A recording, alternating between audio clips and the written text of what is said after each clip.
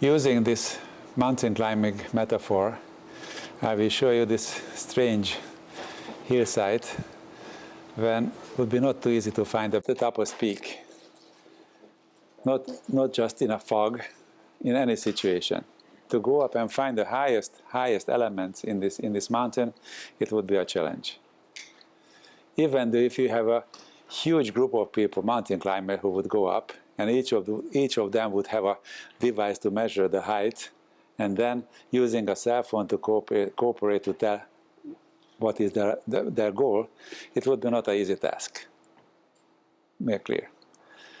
The problem in real life, the life can be just as complicated.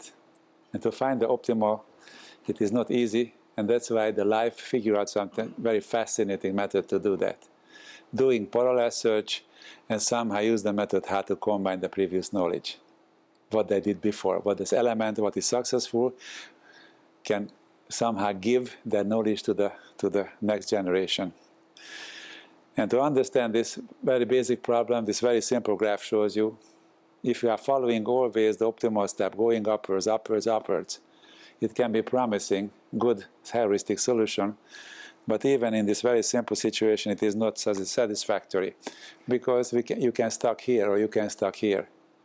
And regardless where you are, you cannot go from here to here because you don't have operator to go from there. So that's why you need to do that. And there is no total solution for this problem. There is no one single way to do it. What we can do, using parallel search, using many operators to try, and then somehow check the result and pick the best ones. And if it is still not good, we need to combine it. And it is extremely strange and complicated if the goal is always changing. It's not the same as the goal. And this is what we experience in life. The single goal is to survive and produce more and more offsprings. This is the simple goal. To be happy or something is not a factor. We humans can try for be happy. Excuse me, what is the flow stage? Please, if you know what a flow stage is. 1, 2, 3, 4, 5. If you don't, you miss something. I will tell you, please check it. I will check another time. I will ask you. The flow stage, it is a special stage. What is good to be in it. And if you will understand the concept, you will do something to be in there. Not easy. So, there are very complicated surfaces, something like that. To find the optimal one, the best one, top of the hill, there is no easy way to do that. One approximate solution is to use a parallel search. And this is what the nature does. Even in this complicated, beautiful hill, not easy to find the top. The nature does the following. We learned about 50 years ago at the first elements of it, and we are still in a learning phase. We are learning day to day, every day it's something very fascinating. Especially in this virus situation, we learned many new areas in it. How to prevent the sickness and how to handle this. Everything is based on the genetics. And the key is here, each creature has a code in it. It's a kind of special memory. This memory can somehow store the most important information connected to this creature. Each creature has the same kind of structure, so-called DNA or RNA, what is a chain of molecules, and these molecules act as a memory. This memory can store the information, and then during the reproduction, it can be sex-based or not sex-based. This information is transmitted to the next generation. And since the living creatures need to live in a big group, it is the other name is the population. We need to have a given size of population. This population just like a different agents to search the optimal one. And whatever is good enough, have a good chance to survive, or more important, have a chance to reproduce, to give the code to the next generation. This is the key for success. Because if it is not successful enough, cannot reproduce, that branch of the search is dead. That's why it is so important to understand how it works. And to tell you the final thing what I want to tell today, if you understand the basic elements, we can use it in a technical search. We can optimize almost anything if we can make the requirements for doing the genetic search. Now I will tell you what is these 3 basic elements. If we use it, we can do search. We can search any complicated situation using computation power. And based on this recognition that the DNA stores the information, we are in a process to be able to read it, analyze it efficiently and read it. You don't need to pay more than $100 to be able to read your DNA. At least you will have a code. But to be able to read it, you need a special kind of talent and special kind of knowledge. And I believe it will be a future of the medicine. It is not my invention, I just learned it, I agree with those researchers. When you will go to the doctor, you will take your DNA code with you, virtually, or it will be on a web, on a cloud. And then before the doctor will tell you anything, he or she will go to this database and see what is your DNA. Because based on this information, he can tune or she can tune the treatment for you personally. Without that, they can give you some very basic ones, and we will test out it is good or not. It is a trial and error search based on some heuristics. It was good for other people, it can be good for you to try it. If not, bad luck. But if the knowledge will be there soon, within our lifetime hopefully, when the doctor can analyze your DNA code and can tell you your potential sicknesses or the given situation what the code already store for you, then this treatment can be tuned exactly for you. These 2 guys, Watson and Crick, was the two guys who described very first this DNA code, and it is fascinating, and we are learning every day from something from it.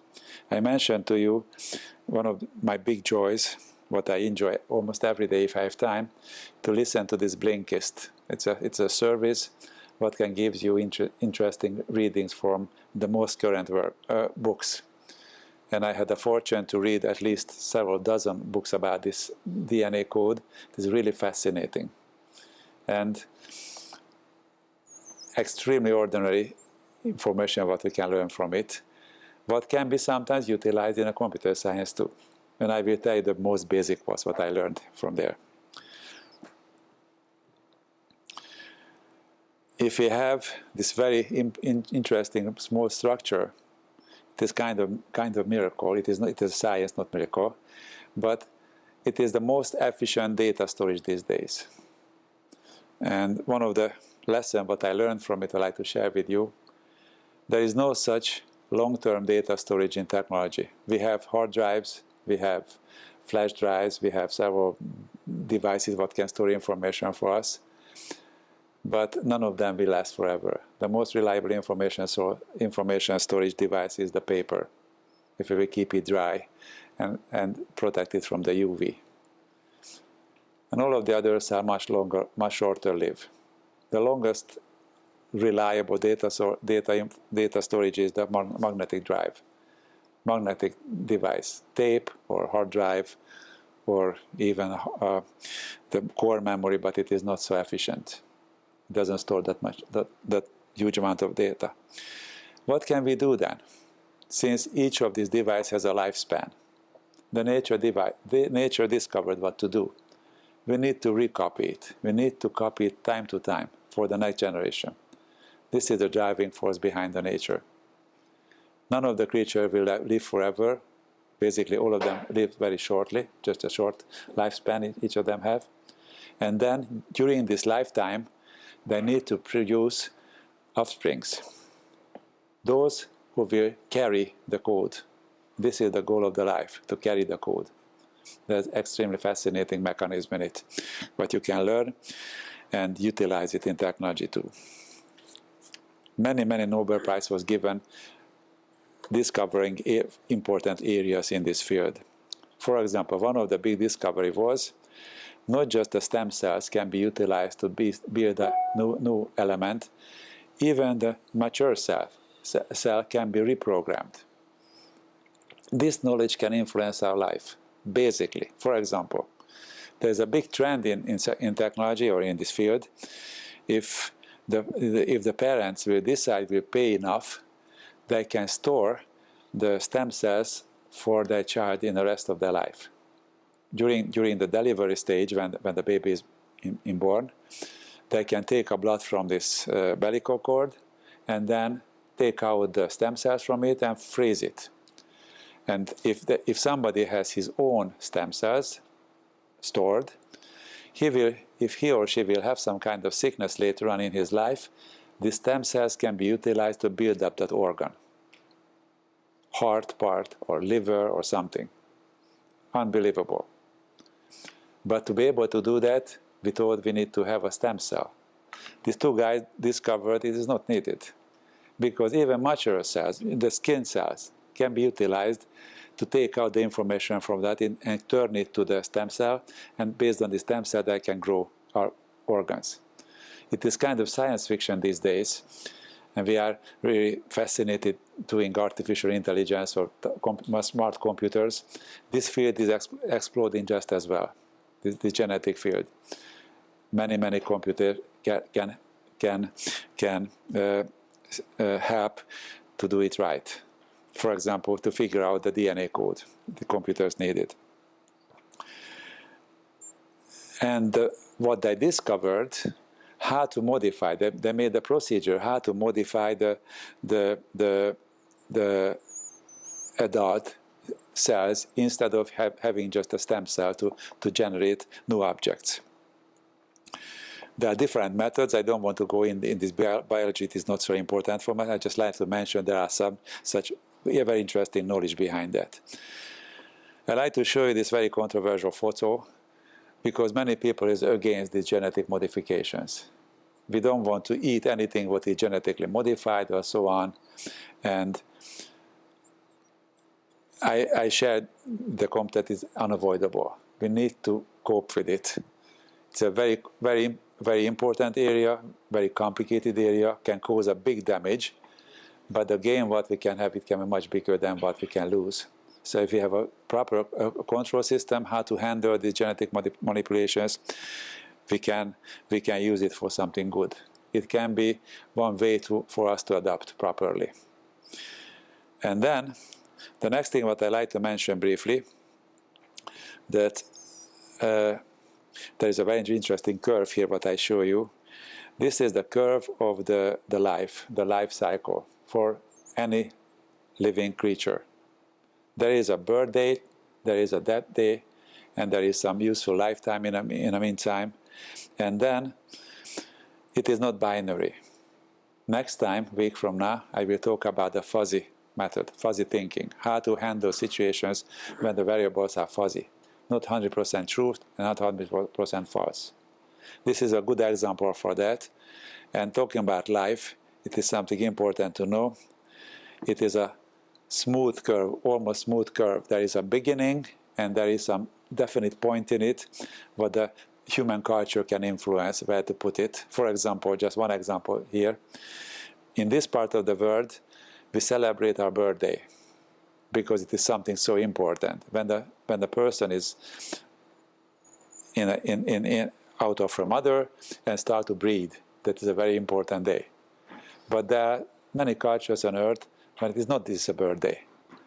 The day when the egg and the sperm met, this is the birthday. We can tell who is right.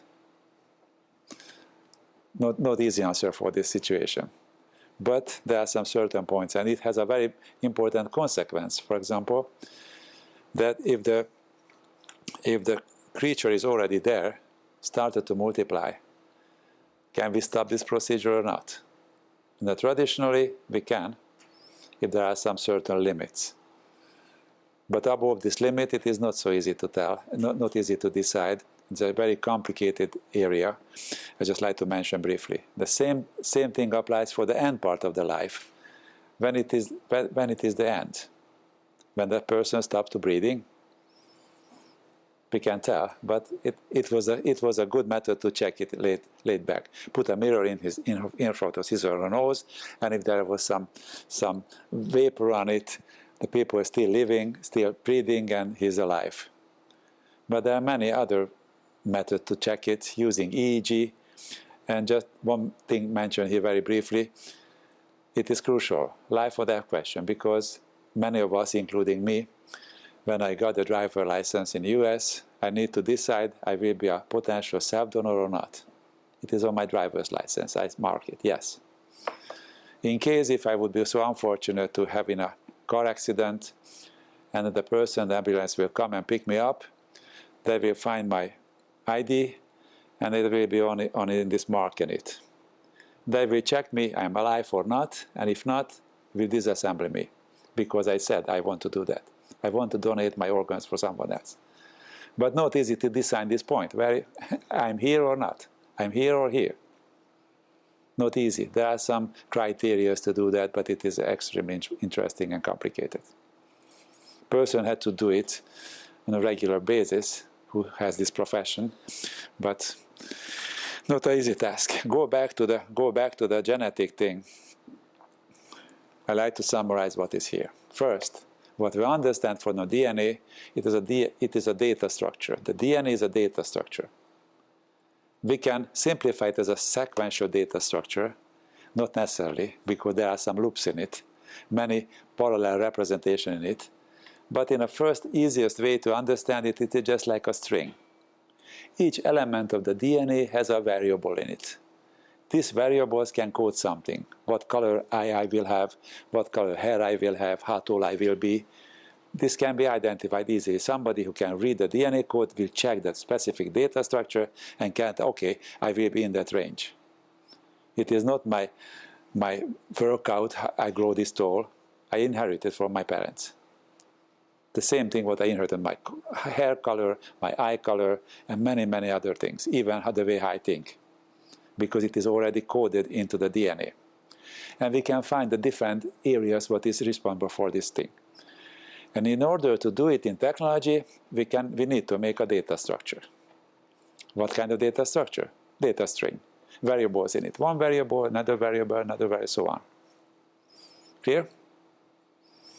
If we can describe a system using these variables, we can build up that system based on these variables. Clear? Let me tell you a very simple example. Maybe it is dumb, but I think it is easy to understand. If I want to build an optimal chair to sit on, optimal chair, how to do it? Hire a guy who can build chairs, and then ask him to do an optimal chair for me. And then, using his knowledge, what he learned, all of his previous experiences, he will build a chair for me and give it to me. And I will sit on it, said, well, okay, not too bad, but can you do something better? The guy said, sure. What you don't like in it? The level, how high is the chair, or how many legs the chair has, what is the back support in it. We can specify what are those elements. And then can say, okay, the back support is not so good. Can you bring it a little higher to support my back a little better? I said, sure, they will do it. It's a timely procedure, and it is not a sure thing we will have a best one. If the guy is very talented, very experienced, you have a lot of knowledge what is a good chair, what is a bad chair. For example, what is the chair, what sells very well. Maybe it is a good chair. They will make a good, better chair. This is one way to do it. Using the genetic metaphor, we can do something different. First, we will make a list of the variables. What can describe a chair? How many variables we could have? Maybe hundreds. The number of legs. The one-legged chair is not so good because we need to balance on it. The two-leg chair is not so good because we need to balance this way. The three-leg chair, it is good because it is stable always. But maybe it is not so comfortable to sit on it. And so on. The four-legged chair, it is not too bad. This is what we usually have. The 5-legged chair, it is not too bad because many of these these rolling chairs have 5 legs on it, five rollers on it, something like that. We can go up to 100 if we want. So one of the first variables can be the number of legs. The second variable could be what kind of back support we will have. The size of the back support. It can be just a little one to hold our back like this here, but it can be a larger one to support our whole back, something like that. And this variable can have a value in it, ranging from 1 to 100, and 100 different sizes of back support we can describe with it. So the first variable, the purpose of the first variable to describe the number of legs. The second variable is to describe the structure of the back support. And so on. We can keep doing that. Many, many elements. And if we do that, we have a DNA code, we have a data representation for chairs. And if we decided that, the next step is to make a population. How can we make a population? Having the same data structure, we will copy another one here and change a little one in these variables. For example, the first variable, what will represent the number of the legs, in this one, he will be 3, and the other one would be 4. Another one would be 6, another one would be 9, something like that. Maybe it can be dumb to say that, but why not? We can try it. The data structure will store for us. So the next step will be to make a population. The reason, because what we learned from the real genetics, the biological genetics, to make an offspring, to reproduce, we need to have a population. Given number of creatures having the same data structure, meaning that the same DNA code.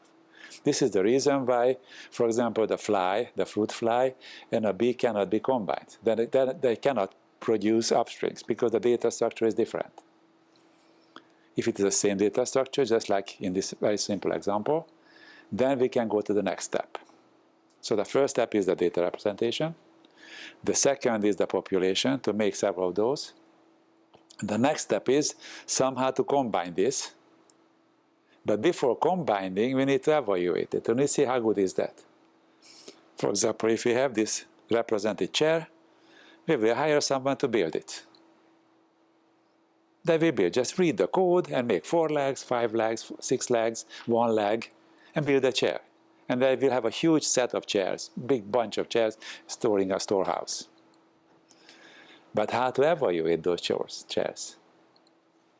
Using the very simple metaphor, we will hire a group of guys, the evaluators, who will evaluate the chairs. Each chair would have a number on it, and then get the chair, sit on it, and rate it from 1 to 100. We can tell the best chair would be 100, the worst chair would be 1, and give us a number. The guy would get it, sit on it, and try to, okay, it is not 30. Oh, it is so comfortable, very good, good to support. It is 97, something like that. Give us this number. So each of these evaluated chair would have a number. This is how the genetic operator comes in, the genetic algorithm comes in. There's a method how to combine it automatically. Instead of using expert to do it, we can combine it automatically. This is what I like to show you. So we have a data representation, then we have an initial population. These elements here, these data structures, 1, 2, 3, this is the whole size of population. And then the way how the genetic works, we have an initial population, we need to produce the next one, the new offsprings. And between these 2 elements is the genetic algorithm. How to combine it, because it is how it goes. And between these elements are the genetic algorithms. Genetic algorithms here, genetic, so on. And this is what I like to tell you very briefly, how does it work very easily. First one is here. If we have a data structure like this here, going back, not this one. One element of the structure is the value. How good is that? Based on the evaluation.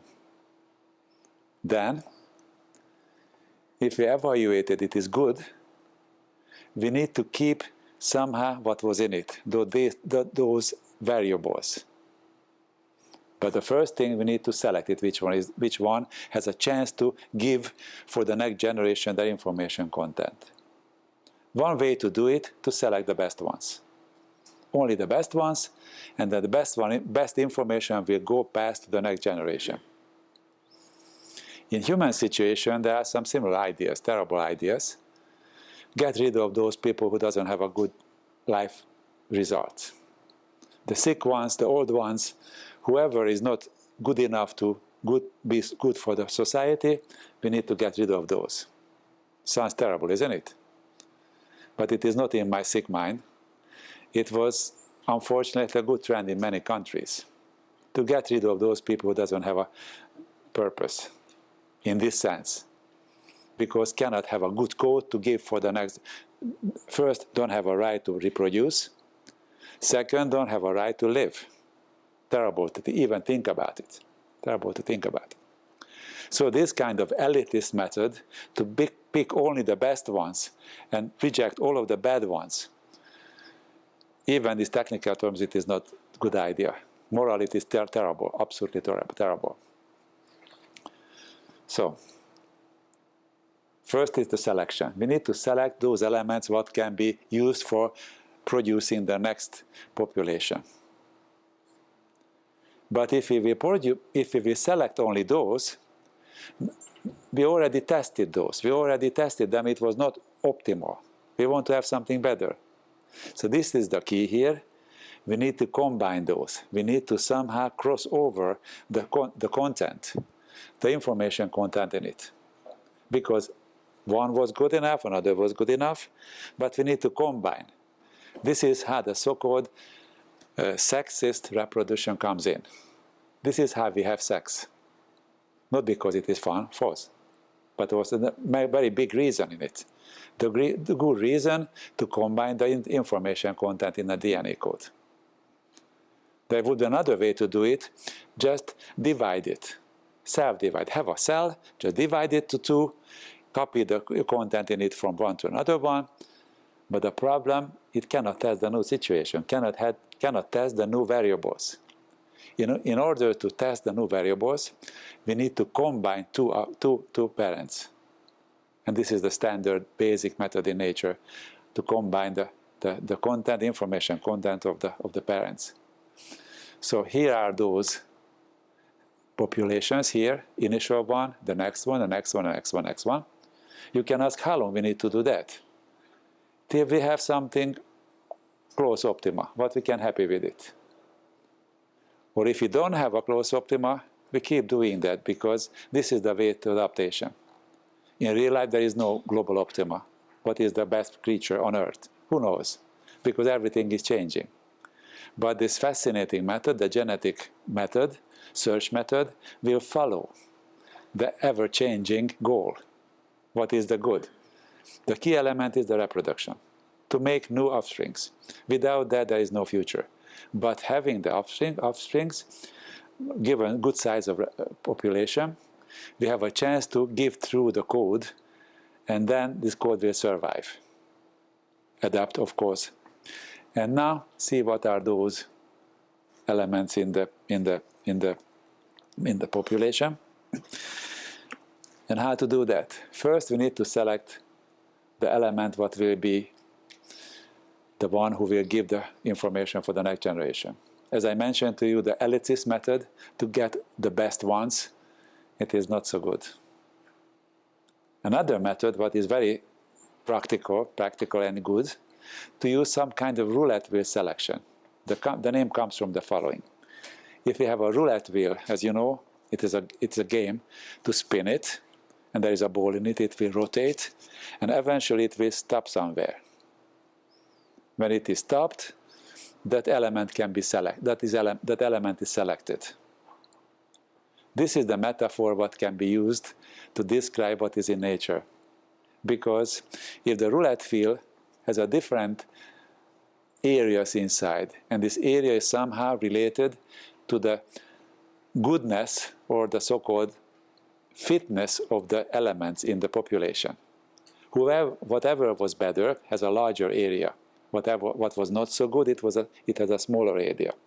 This area on a roulette wheel is proportional to the goodness, using other word fitness, how good the element was during the evaluation. Going back to the chair metaphor, if the chair got a 97, it is pretty good. It have a huge representation on this selection procedure. So when we will spin the roulette wheel, it has a good chance to be selected. Not necessarily because it is a random element in it, but larger area has a larger chance to be selected. And if we have, let's say, 10, just starting with a simple one, 10 elements in the initial population, we want to have 10 elements in the next generation. We need to spin the roulette wheel 10 times. And whenever the roulette wheel stops, we will copy that element from the initial generation to the next one. It is selected, the rest will die, meaning that the code will disappear, because now no offsprings. Clear? This is called the roulette wheel selection. I will show you the algorithm very easily, how to follow easily. And then, what is selected will have a chance to give the information for the next population. This is how it works. First, of course, we need to evaluate each of the elements, because the selection will be based on this evaluation.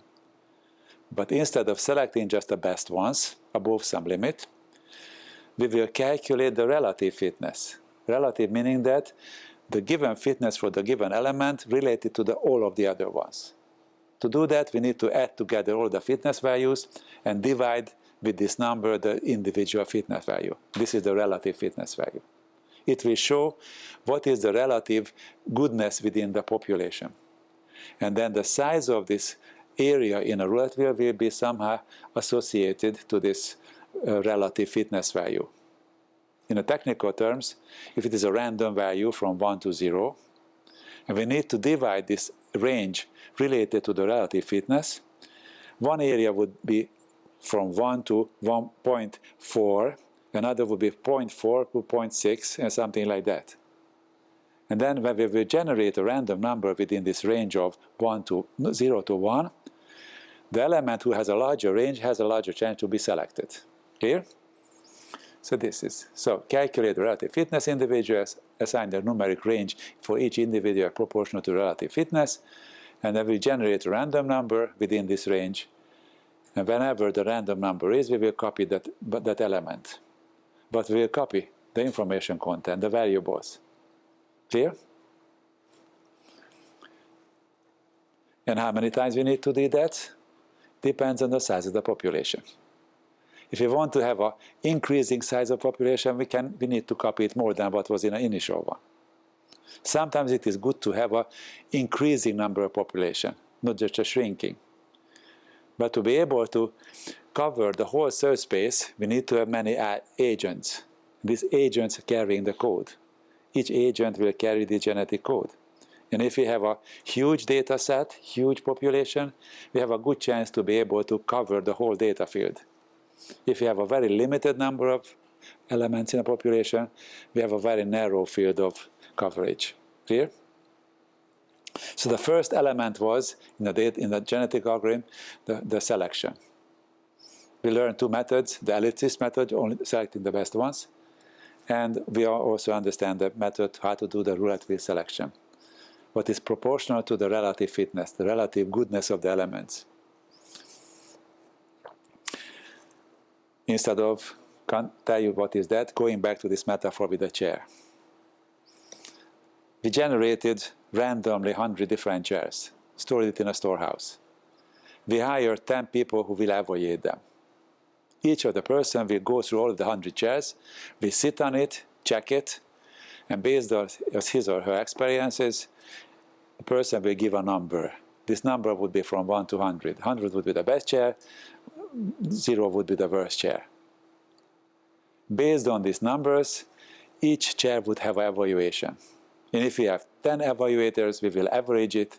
Based on this average, we will have a list of evaluated chairs. And then, when we have it, we will hire someone to build those chairs. Which one? The best ones, or selecting, using this method, the relatively good ones. Not just the very best ones, the relative good ones. The question is here, did we generate anything better chat before? Not, because we had just copied the information. We had the previous set of data.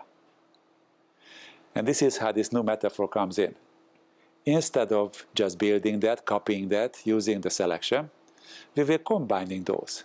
For example, if this chair got a 75, another chair got a 95, it had the same data structure, we will combine those chairs. For example, one had 3 legs, another had 4 legs. We will change these two data within these new offsprings and try it again. Build a chair, test it, and check it is better. Because it was good in one offspring, it was good in another one, and if we will combine it some differently using this method, I show you, easy to understand. If this is the data structure, we will select the point, for example, this point here, and we'll just switch the content, switch what is inside. And then we will have 2 new chairs, at least virtually, in a data set. We need to build it again. The guy who is good to build the chair will build again. The test group will come again, check it out, sit it in it, evaluate it in it, and give a number, how good is that. And based on this evaluation, we'll go back again, switch it, the content in it. This is called a crossover. This is how what we understand in nature. When we have 2 parents, we inherit approximately half of their gene from the mother, another half from the father. Not exactly half and half, but we have this. Like Manga was the famous guy who discovered this long time ago when they grow peas, these little plants. So there are some certain rules how to represent and how to do this. It is called genetic operator 2 crossover. But there is at least a third one among probably the 100 others, but we don't know yet. Most of them we don't know yet. The third one is the so-called mutation. Instead of switching over the content, we will do the following. We will select a point, for example, this variable here, and modify it a little bit. Instead of having 4 legs, we will add 2 numbers for it, it will be 6 legs in the next generation. Why? Randomly. Random, just like what the nature does. Having some influence from the environment, it will modify our genes a little bit, as based on this modification, we will have a new creature. We will grow something different than what we had before. What we know about this mutation was what told before, it is the driving force for evolution, partially, but it happens very rarely. The mutation happens very rarely. What happens regularly, this crossover. Because during the sexist reproduction, the parents are mixing together the genes. And the offspring will inherit the gene from the parents. Sometimes they will have a mutation, but not often, not very often, just very rarely. Based on these 3 basic elements, selection, crossover, and mutation, we can build genetic optimization for almost anything. If we can make a representation, if we can make evaluation, then the rest of that thing is automatic. Interesting enough, isn't it? Let me show you a very simple example here. Very simple to understand. We have a very simple function, like this here. It is not so simple because there is a complicated at the end. There is no easy way to calculate the optimum, the best one. What kind of x values, x1, x2, x3, x4, x5, gives us the optimal solution, the minimum of this function. Because of that, we cannot do the analysis. We cannot calculate the partial derivatives. We cannot do what is the optimal. But we can use genetic procedure, this method what we learned, to find the optimal situation. What is the best x1, x2, x3, x4 for giving the minimum value of this function? How to do that? we need to have an initial population having only 5 variables. 1, 2, 3, 4, 5 variables. The length of the artificial DNA code, the artificial chromosome, has only 5 variables, x1, x2, x5. Then we will make an artificial population, generating different values for these x1s, x2s, x3, x4, randomly, within a range. Based on these regular, randomly generated numbers, we have a function how to evaluate how good is that. Because we plug this data into this function, calculate the result, what is the fx for all of these x's, x1 to x5, and then we have a fitness value, we have a number, how good is that. Then we will select the best ones using, for example, this roulette wheel selection, the relative fitness value. When we selected those, we are going to combine the x1s, x2s, x5s in a given point using this crossover method. And then, rarely, sometimes, we will modify the x values individually using the mutation.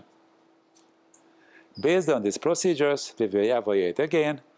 This is a timely procedure. We need to do it for a long, long time, but eventually we will get it. This is what the simulation showed.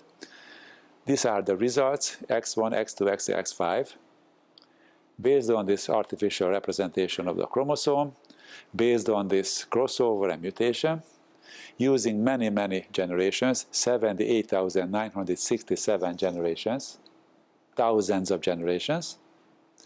Eventually we got x1 for this number, x2 for this number, x3 for this one, and so on. Are we happy with it? Sure. Because among all of the possible solutions what we tested, it is optimal.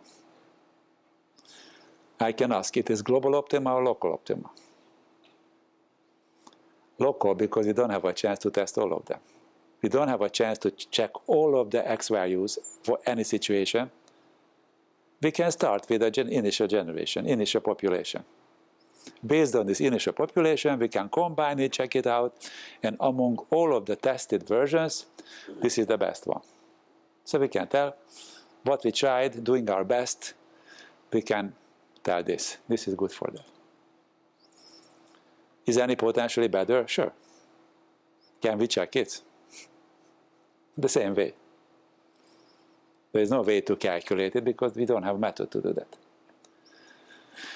So this method can apply for many other applications. As you see, it is a very tiring procedure. Good thing not for us, for the computer. Computer can handle it. So if you have a search problem, we can search it. Can we search, for example, neural network weight with that? Sure. We can do it. It takes almost forever, but it is not a gradient method. It won't stuck into the local minima. It will combine the best ones what we already find. So we have a good chance to find it. If we have a computation power what is good enough, it is not too expensive, we will do it. So if you need to optimize something in the future, instead of building all of them using a human knowledge, we can use this random method.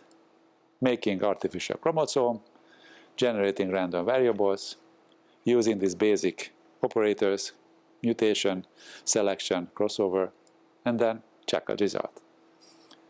And this result can go in a good direction because we are combining the best ones always, or mostly the best ones. Thank you very much for your attention. This was for today, talking about genetic method. And this is one of the so-called soft computing metaphors. Soft computing is based on the nature. And we are learning something for nature. This is just a very basic understanding how genetic operator works. So thank you for your attention. Next time, week from now, I'm going to cover the fuzzy method, how to do it. Thank you very much.